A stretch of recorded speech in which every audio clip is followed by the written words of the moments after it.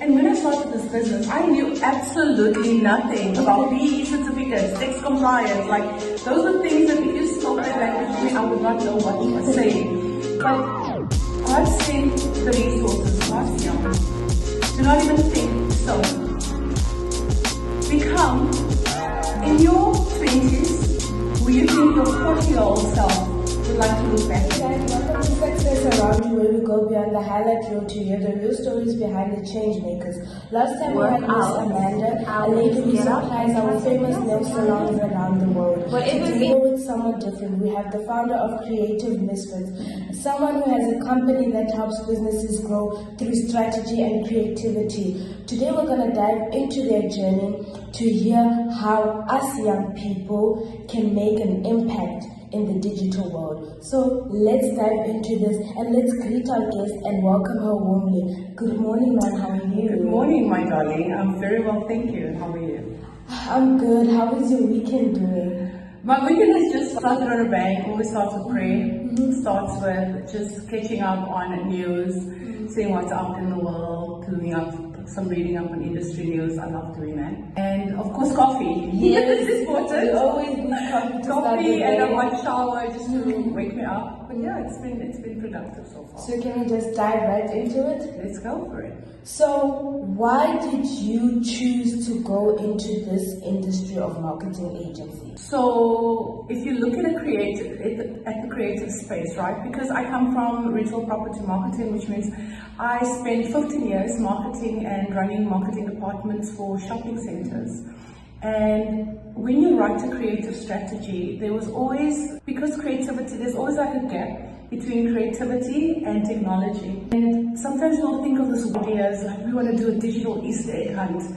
And in theory, it's possible. But when you have to actually implement it, you fall short with the tools.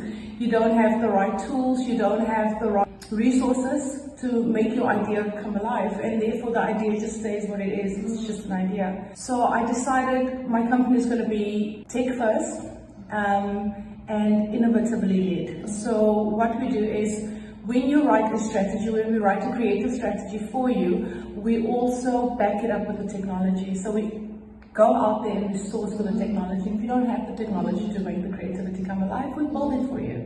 It's as simple as that. And so you ask me what drove me to start this company. It is frustration. Yes. Frustration led me to start my company. Frustrated that I would think of brilliant ideas and then always get shut down in the boardrooms like, oh, it's not possible. How are we going to make this possible? And, you know, I always say to young people, like, don't ever think about how it's going to happen. That's not your job. Your job, if you're a strategist, your job is to think strategically and creatively. Create the strategy. The how will come. The resources thereafter will come. There is somebody that's going to make that idea come alive. So that is the entire business principle around my agency. Hence the Creative Misfits. The name says it all. Oh, you've answered most of the questions. I'm a talker. It comes with being in the creative space. We talk, we like to debate. Yes. We like to pick brains because that is ultimately how we formulate. Again, frustration because when I write a strategy, I don't write conventional stuff.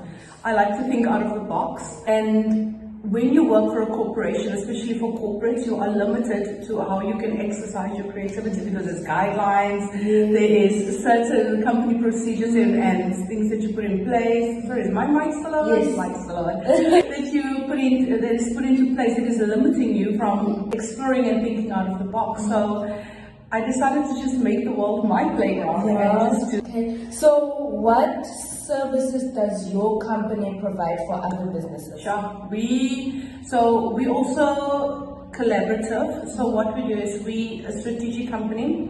We AI driven. So meaning that our company has human capabilities, human resources, but we also have AI employees. So if we have an accounts manager, our accounts manager is Doris, is our physical accounts manager. We have an AI Doris that helps with all the heavy lifting behind the scenes, not necessarily the creativity, but our business module is it's merging human capabilities with AI technology. And then our core services is strategic marketing. We write strategies, we build chatbots, we do a lot. We do corporate and brand identity development, we do digital marketing, SEO. Wow. We are really broad scope. We also do brand shoots, we do content creations, we manage influencers, we also do supplier management. So like for instance, if you're a hospitality group and you have a whole bunch of stuff that you need to outsource, we take all of your stress under one umbrella, our company, and we find the resources and the suppliers to actually help you steer your business. So we do supply chain management as well. That's a broad scope. It's a very broad scope. So how do you handle clients that have unrealistic expectations? We do. Okay, how can I put it? Because I'm unrealistic as a human being, I don't believe in limitations. So hence, we have the saying in our office where we say there's no competition at the top, only collaboration. So if you come with an unrealistic expectation, it might be unrealistic for us, but there's a resource that we are going to go find, which is also outsourcing the request. So we'll find the resource, we'll manage it on your behalf, and we'll make the unrealistic realistic. So we literally take on any task, because there's no such thing as impossible. You know, we don't. So we never turn a client away unless you ask us, can you really ship this on the moon for us? We'll be like, yes ma'am, but AI will be involved. But if you're going to fly into the moon or rocket you to the moon, but AI will be involved and we will get your brand on the moon. So that is how we think. There's nothing that's unrealistic today. With artificial intelligence, with the technology that is out there in the world, you shouldn't even limit yourself to your human brain capabilities, because there is technology out there that can make anything a reality.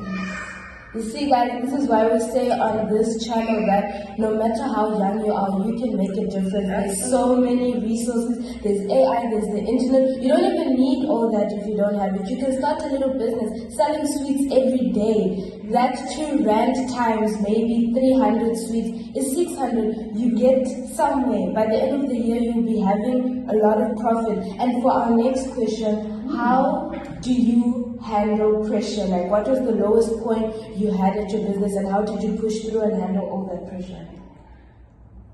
Okay, so the Christian in me is going to come out here. Yes. So when I started my business, one of the reasons was frustration. The other one was health. So because I've been in my industry for so many years, I built up a reputation in my industry, and when I fell ill, also because of my age, because I'm in my 40s. You don't look like it. Yeah, I've got teenage daughters. So when I was so ill and I couldn't go back to work, when I applied for jobs, I was either too overqualified or too expensive for people to hire me back, and the younger talent has swept in. So for me, I felt so depressed. Like I've got 3 children that I need to provide for. And there's school fees that needs to be paid. You know, there's bonds, there's cars, there's so many things that I need to think of, and my income has dried up. And that is when I remember there was this one day where I couldn't get out of bed because I was just so depressed. And then I just started praying, and God reminded me that those organizations hired me for my skills. They hired me for my talent. They don't possess it, they don't own it. It is mine that He's given me. They just use my time, my talents, and my resources to build their corporations. So it's time that I start doing that for myself. And that is how I literally, people laugh when I say to them, I didn't build this business. I'm just a steward of what God built. Because every day I would wake up and God would literally direct me, okay, Mel, today we're doing the logo. And the logo would flow. And then the next day it would be the business proposal. And the next day it would be an idea. And eventually, up until the point where, and when I started this business, I knew absolutely nothing about BE certificates, tax compliance. Like, those were things that if you spoke that language to me, I would not know what you were saying. But God sent the resources. God sent the destiny helpers to help me build this company. And by the time it was built, it was compliant, everything was done. He sent the clients too. Like, He literally sent the clients. He sent the resources.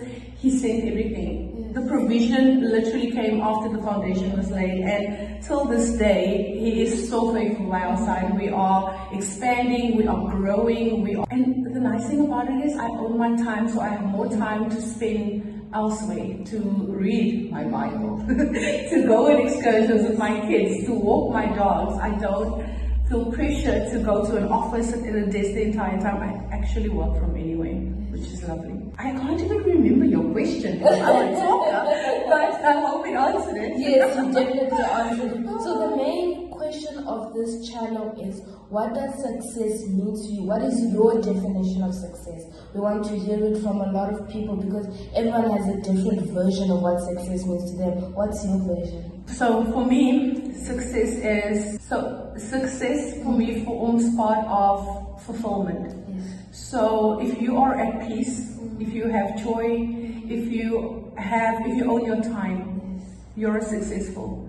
Because corporations are so successful out there because they own many people's times. If you're a corporation and you have 20,000 people working for you, it means 20,000 people's time you own. That makes your time so much more valuable because it frees up your time because other people's time is working for you. So for me, the point of reaching success was when I found balance in my life, when I found balance in my family, balance in my career, balance in my relationship, in my spirituality and my walk with God. So for me, success and fulfillment works hand in hand. I don't feel like you can be successful if you're an incomplete human being. That's deep. Yeah. So what is your advice to a younger person who also wants to get into your industry? They're starting now, they've just graduated from matric and they want to start their own agency just like yours. What advice would you give them? The first step. Okay, so first of all, you're not going to start an agency like mine, you're going to start an agency like yours. That's number one. And number two is, do not try and fit into an industry that was never built with you in mind. So you're not always going to get a seat at the table. Some people will say to you, pull up a chair, grab your own chair and create your own seat. I'm going to tell you to build your own table, build your own rules, and there's no such thing as impossible. I don't care who says what to you, there's no such thing as impossible. Because God, all things are possible. And at the end of the day, when you have the courage and the vision to even visualize something, you should have it in you. You already have it in you to bring that out and bring it to life. So never doubt. Never restrict yourself to your human capabilities. That is what I'm basically going to tell you. That is what I live by. I don't live with any restriction. Does it make sense? Like, I don't like to limit myself and I don't like to limit others. If you come to me and you say, Auntie Mel, today we're painting the sky pink, I'm like, darling, again. Yes, we are. But with AI, with technology, so anything is possible. Do not limit yourself, and there is always space for your idea. And the last thing I want to say to you is, and you need to remember this, that not everybody is going to get it. The idea that makes them feel the most uncomfortable, the idea that makes them feel like it's not possible, that is normally the place where you should start. Start by making them uncomfortable, because that is where you're going to thrive. That's the best advice I've ever heard. Our last question for you is, what's your message to the younger generation?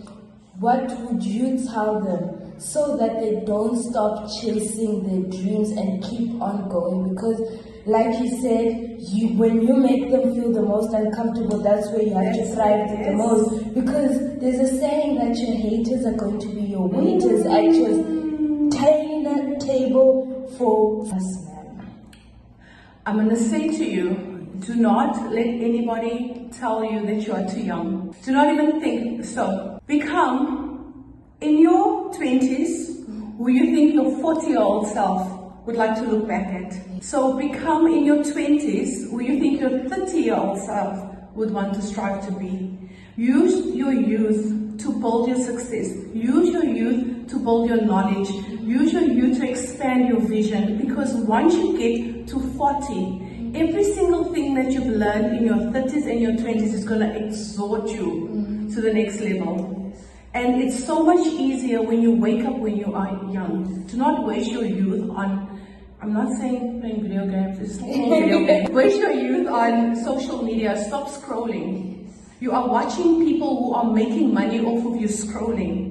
Yes. Take action. They did it, you can do it too. This is gonna be the last question, I promise. Yes. You said that when you were older, your older self should look back at your younger self and be like, wow. So what would you tell your 18-year-old self from what you have learned? They've just graduated. So my 18-year-old self was a very stubborn person because my 18-year-old self literally left home. And so I started working when I was 14 years old. I started working in shopping centers. I was 14 years old. I know it sounds a bit illegal, but yeah, there's ways around making money. So I started working very, very early in my life. And looking back at my 18-year-old self, I would like to tell you it's okay to be young, because I never saw myself as young. Like when you're the oldest child, you're normally the assistant parent, right? So we end up raising our siblings, we end up being adults before we're able to live. So a lot of me focused on being an adult when I was a teenager. It made me a very responsible person. But looking back at my 18-year-old self, I want to tell her it's okay. We did okay. We made it. We did okay. We kept our sanity intact. We're exactly where we needed to be. And God never left us. So we did okay. Guys, I'm speechless with amazement. Wow, guys, if you've made it this far, it shows that you're hungry for more change, more success, and for more. Guys, remember, it's not about where you start, it's about what you do to get to the top. This is Success Around You, where we turn pain into power. And thank you so much to our guests for keeping it 100. Thank you for sparing your time to teach us some key principles on how to be successful. And guys, if you meet on the street, say hi. And guys, remember to stay real, stay hungry, and stay humble. I'm Genius, aka the mic of the street, signing out. Thank you so much. Thank you, Mahari.